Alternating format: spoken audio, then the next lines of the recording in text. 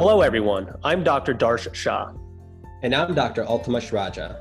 And welcome to Medicine Redefined, a podcast where we will explore the often overlooked but necessary components of health, what we consider to be the fundamentals. We will investigate topics and practices that can give you and your patients the best chance to optimize a healthy lifestyle. It's time to move the needle forward and put the health back in healthcare. Contract Diagnostics is a firm 100% dedicated to physician contract reviews. They provide a service that all physician families will need at least one time in their careers, most likely a few additional times as well.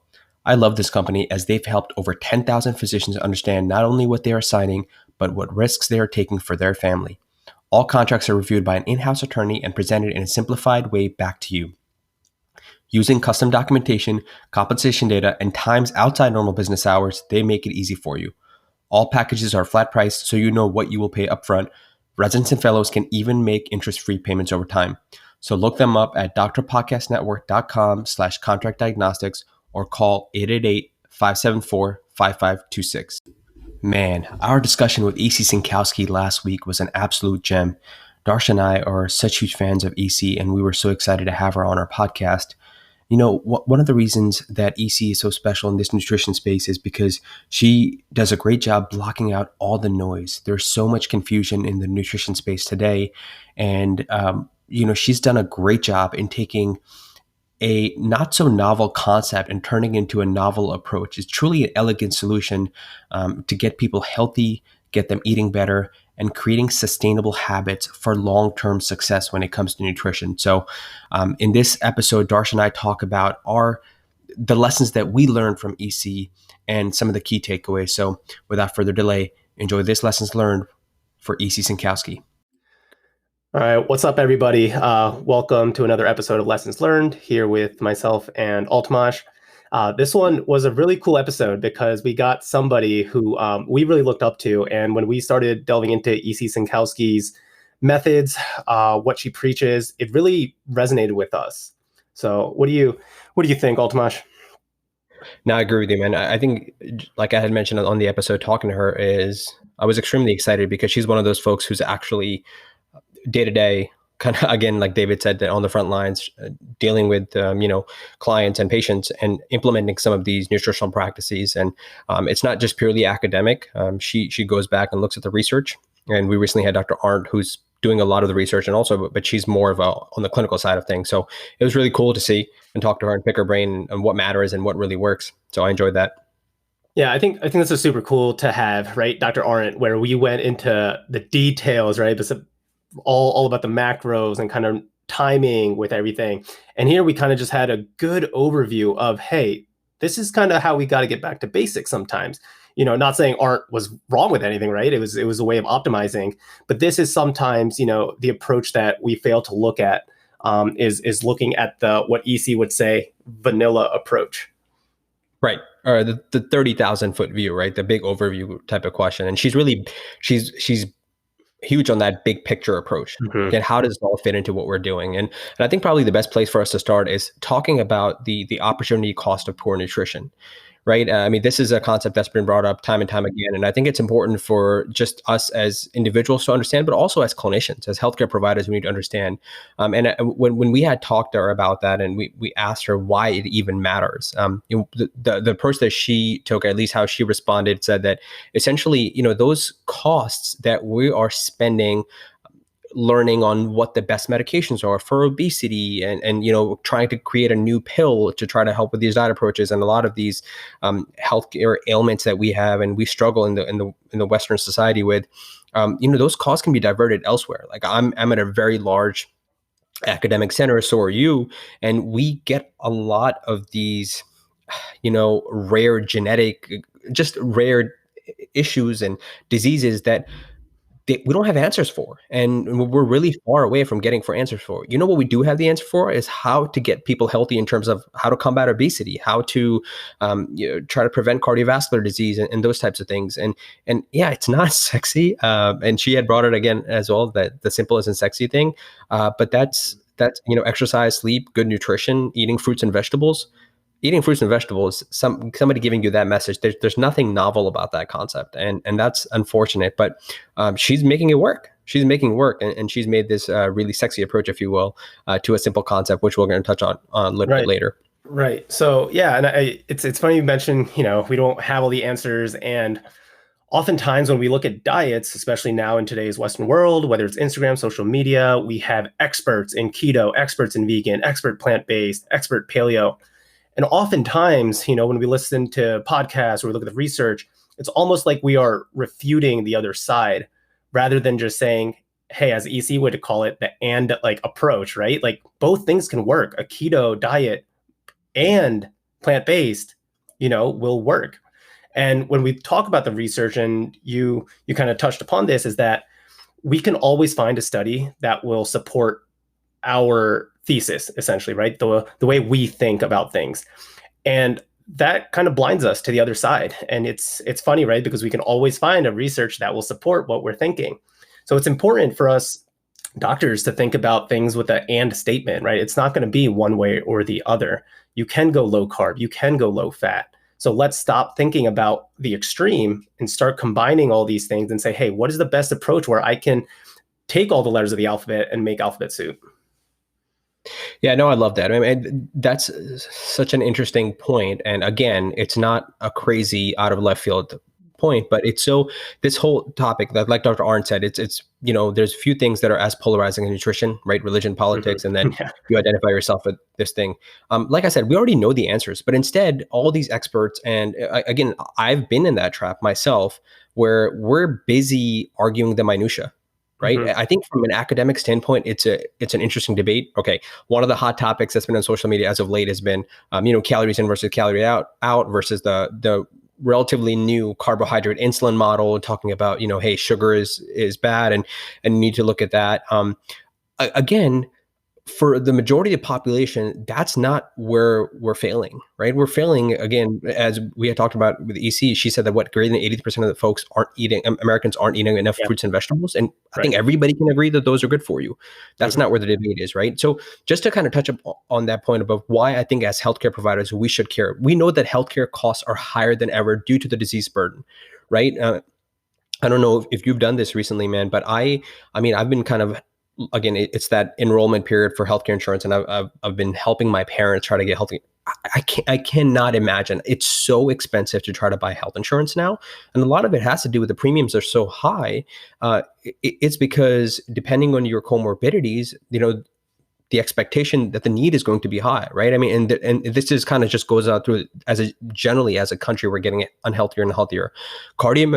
Metabolic disease and obesity, they go hand in hand, right? Mhm. This concept of diabesity, right? That's where the premise of the carbohydrate insulin model, which a long time ago we used to think, hey, if somebody is obese and they're predisposed to diabetes, but now with the whole Jason Fung and I think Gary Tubbs talked about, hey, insulin resistance is the cause of diabetes. And again, I don't think that's where we are failing, and that's the biggest problem for most people.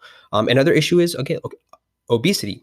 As of late, it's been on the news, right? Predisposition to viral illnesses, particularly COVID, right? However Mhm. you feel about that situation, even in younger folks, kids, I shouldn't say kid, but individuals our age, right, in the 30s, even though this is initially we thought, hey, this is an illness that's only going to get the elderly, the immunocompromised. But hey, if you are obese, you're in that category.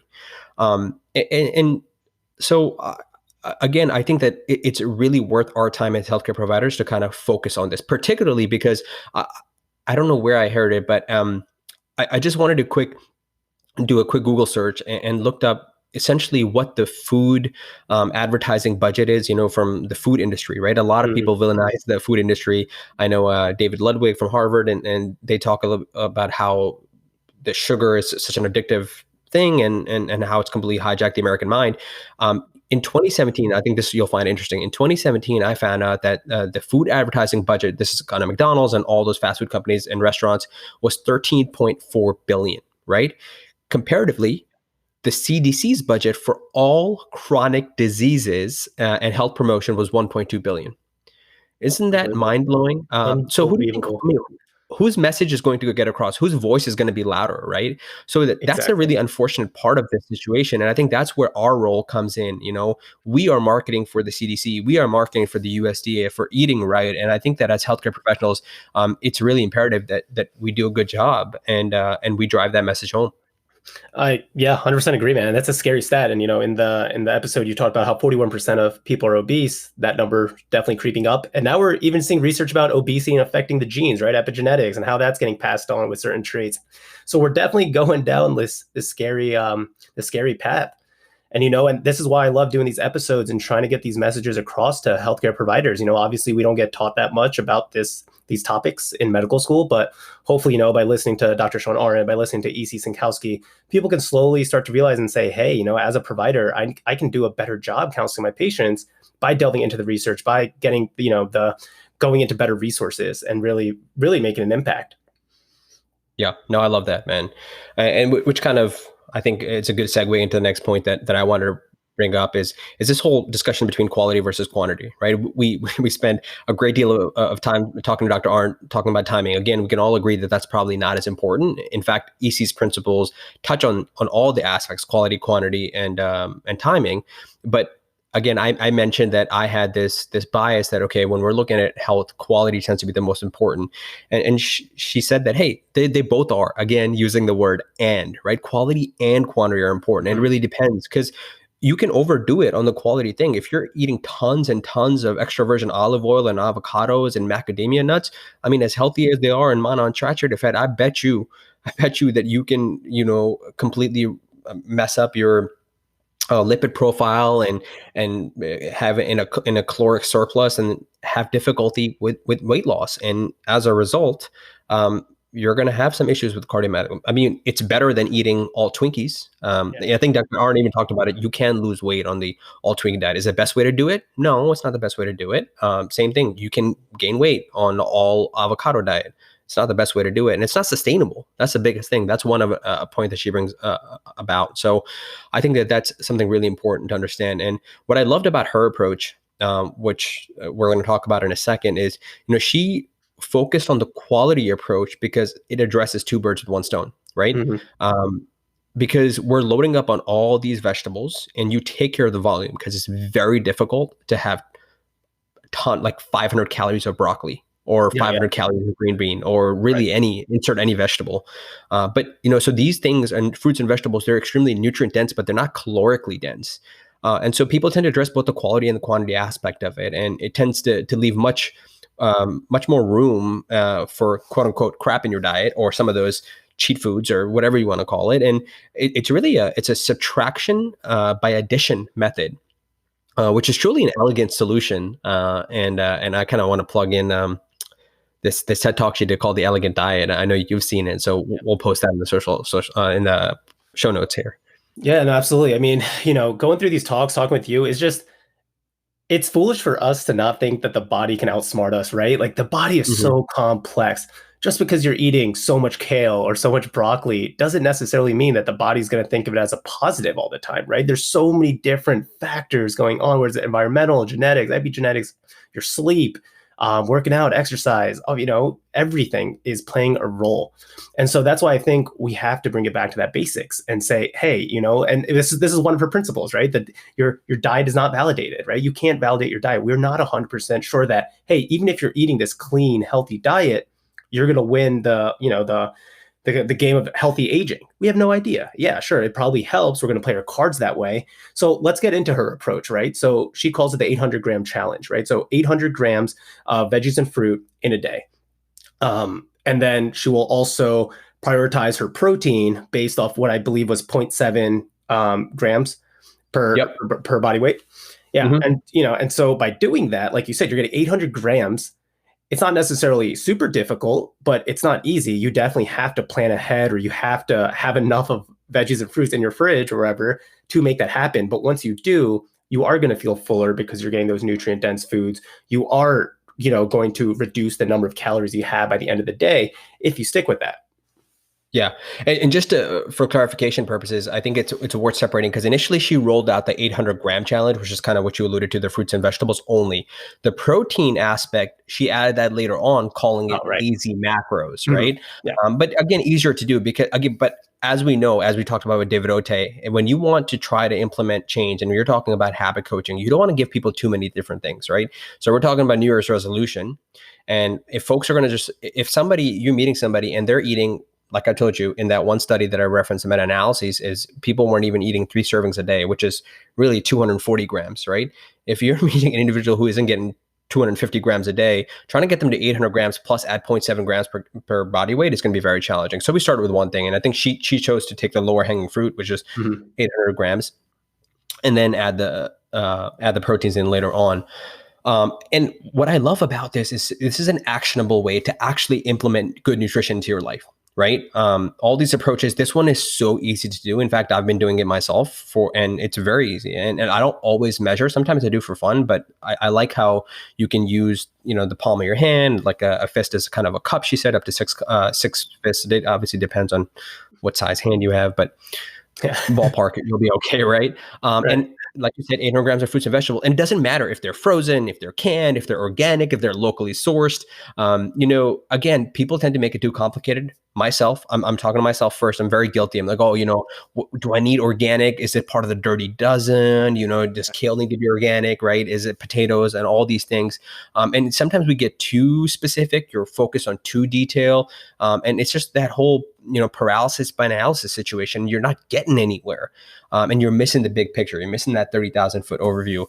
So I love that she did that. And then she talks about, hey, once you do that, and then you've got that nailed down, 800 grams, you're killing it, no problems. Then we can talk about the next step.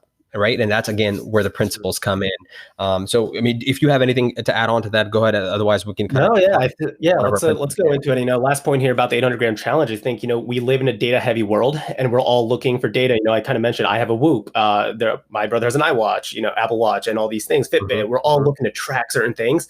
If you're looking to do that with your diet, this is such a great way of doing that, to just keep it simple, keep it basic.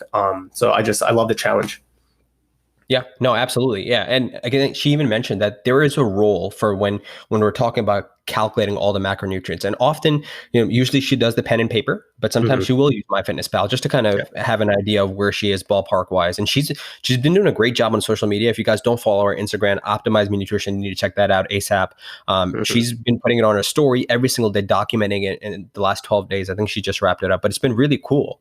And she does a lot of resources. But so this brings us to the next point of her 10 principles, right?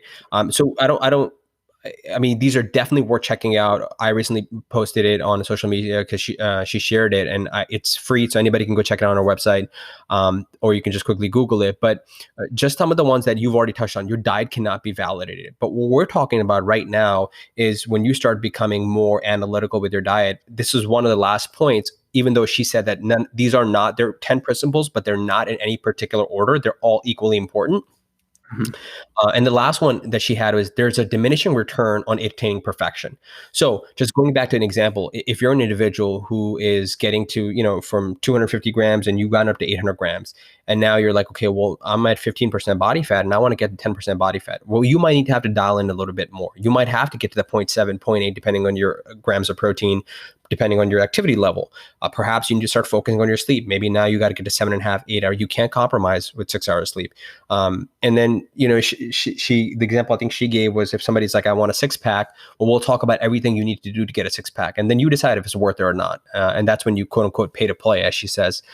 So I think that those things are really important to understand. People sometimes have these goals with these New Year's resolutions or really any time, but they don't necessarily want to pay to play or they don't want to have skin in the game. And so I think that one is a really important. And this is something that I was able to appreciate working with bodybuilders and having some really close friends who were in that kind of physique competitive range. I have so much respect for them because again, I mean, there's nothing wrong with wanting to look good. Absolutely. By all Yeah. means, if Right. that's your goal, by all means, if you want a six pack, okay, let me try to help you get there. But it's not easy. I mean, for some folks, it is, right? But like David said, I can't eat a pizza and then expect to still have the six pack. So Yeah. No, exactly, man. You cannot let perfection be the enemy of the good, right? And I am totally guilty of that, trying to be someone who's trying to be a so-called expert, right, in this whole field when it comes to me helping my patients. But oftentimes, like, it's just sometimes you can't delve into the research so heavily and then just rely on that, right? It comes down to, sure, read it, understand it, see what the mechanisms are, the bio, like the biochem. But oftentimes, I think for like the general public, we just have to be more balanced and just start there. And from there, you start to build a little bit more in terms of what you know about your genes. Start to get like 23andMe, for example, and then you start to build vitamin D. Let's see what do I need to supplement with certain things. But you have to have a solid base, and that just comes, I think, again, for the 800-gram challenge or just a balanced approach. Yeah, and I love that. And to that point, I mean, you hadn't done your 23andMe, you gotten that raw data until recently when we had talked about it, right? And this is important. I think this is a really important concept for people to understand, because you've been kind of at this journey for years and years and years, right? You've been driven, try to optimize your own health, and you take your sleep habits seriously. You try to stay away from screen time, and you do all the right things. Well, I'm sure you have lots of improvements. So do I. But you try, right? I mean, it's kind of your craft to try to do that, and it's really difficult to go from 0 to 100, right? I mean, that's just a recipe for failure. I think it is worth quickly just mentioning the principles, if that's cool with you. I do that some time. Again, in no particular order, but what I want people to take away from this is that none of these are actual specific food recommendations. They're kind of her general philosophies, but they're really cool. So first one, the quantity of food you eat in calories determines your weight. Right. So again, we're talking about quantity being important, not necessarily the most important. Number two, the quality of food you eat in macronutrients determines your body. No, it's still quantity. I'm just reading wrong. The quantity of food you eat in macronutrients determines your body composition.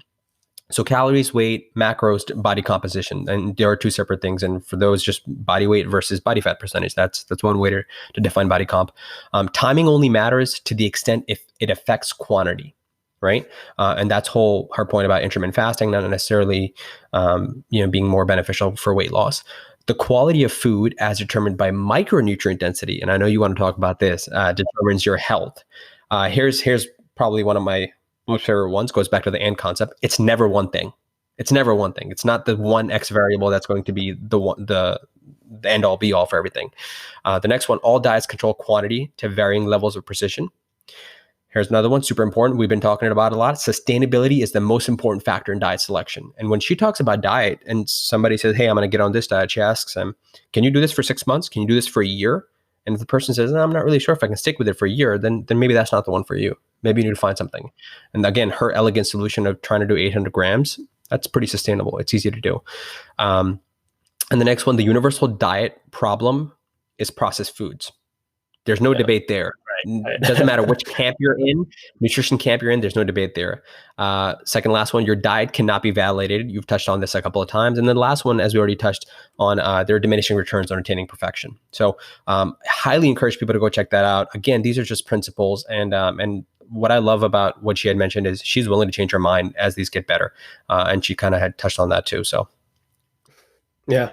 Cool. So let's go through the micronutrient stuff, right? So I asked EC about this and said, hey, what she talks about is a lot about the macros. And that's what, we kind of learned, with the government, and what they kind of preached from the beginning was a certain number of carbohydrates, percentage of fats.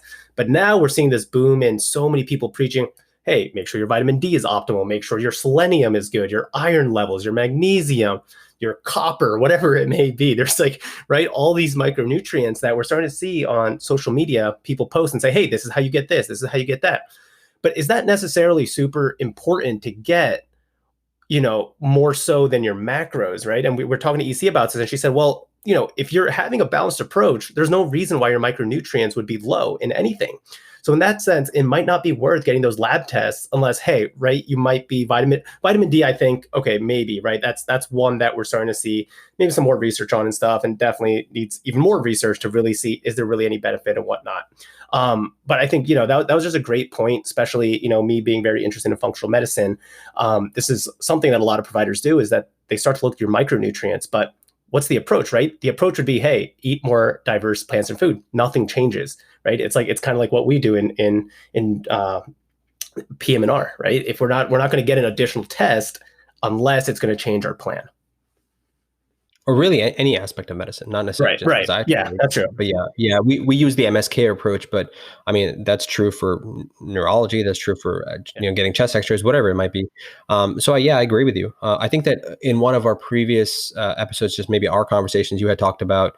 I forget who it was. Doesn't recommend necessarily taking a multivitamin as long as you're having a balanced, diverse type of Peter, foods, right? Peter And, but Attia, yeah. yeah, and that's the key word, right? Is Mhm. as long as you have a balanced approach to nutrition.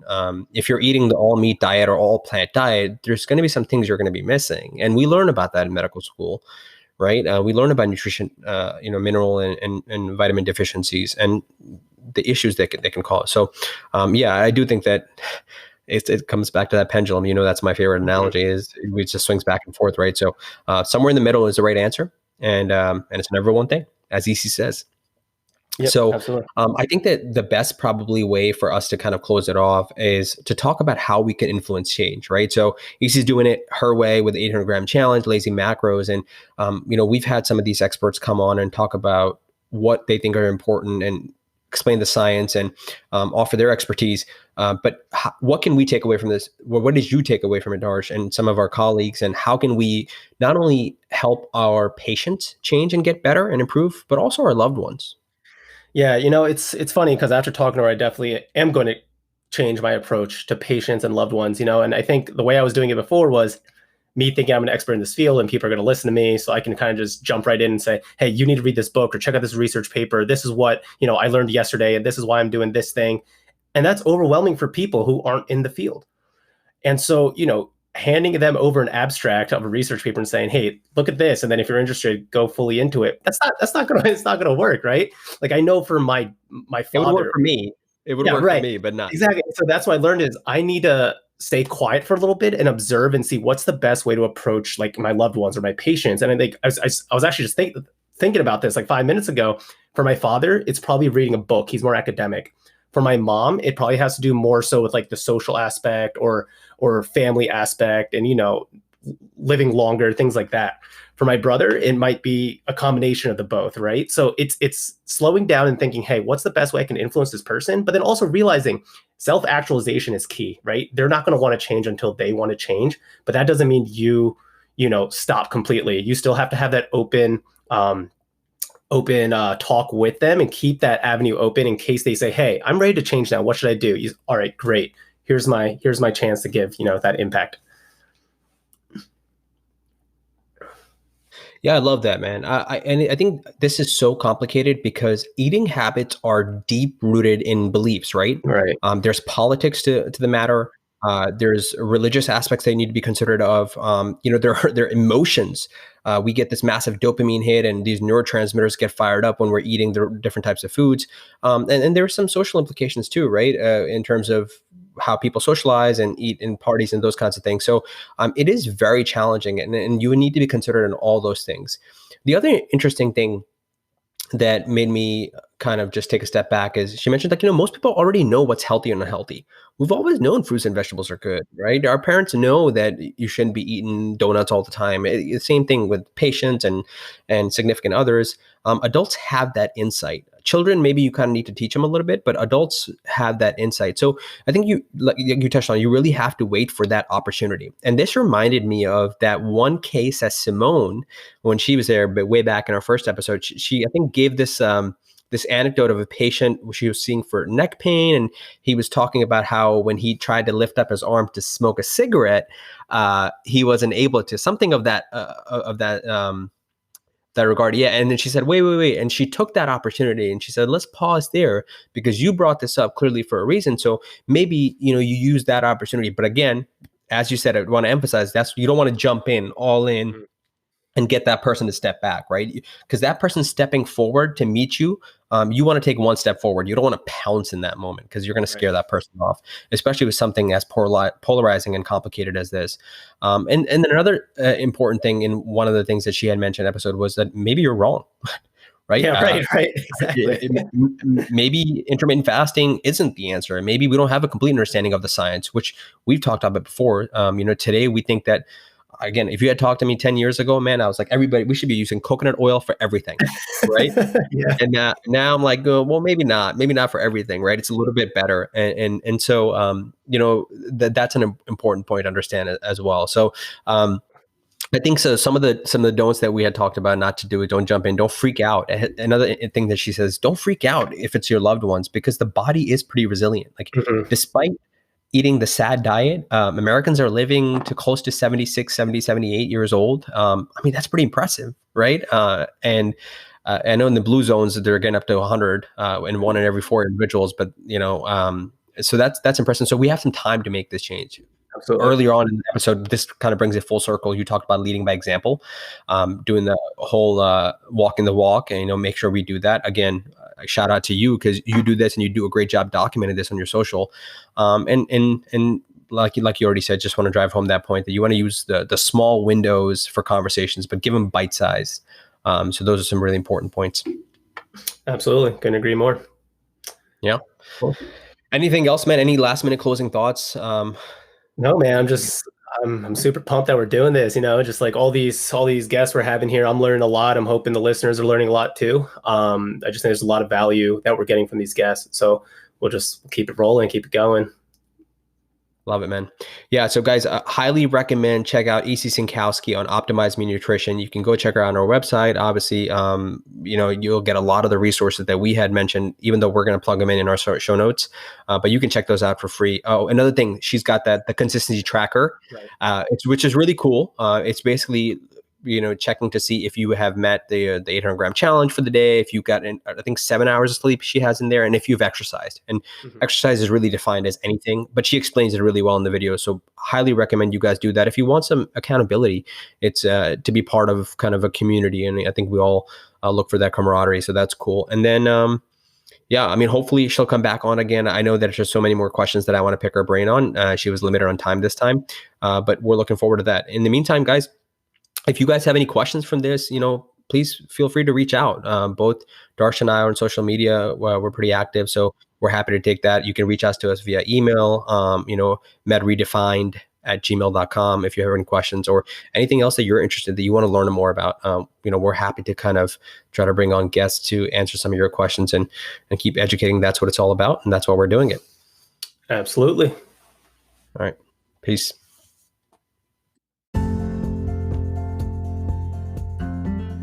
This podcast was brought to you by Contract Diagnostics. This is a company that specializes in contract reviews. Specialization is something we can all appreciate here. So again, when you or your family have contract needs, give them a call. They'll help you understand your contract and make sure it lines up with your interests and protect the assets that you covet most, your time and family. Find them at drpodcastnetwork.com/contract diagnostics or call 888-574-5526. Now, for that important disclaimer, please remember that everything in this podcast is for educational purposes only. It does not constitute the practice of medicine, nor should it be construed as medical advice. No physician-patient relationship is formed, and anything discussed in this podcast does not represent the views of our employers. If you enjoy the content of this show, please be sure to subscribe, share, and review. Thank you so much.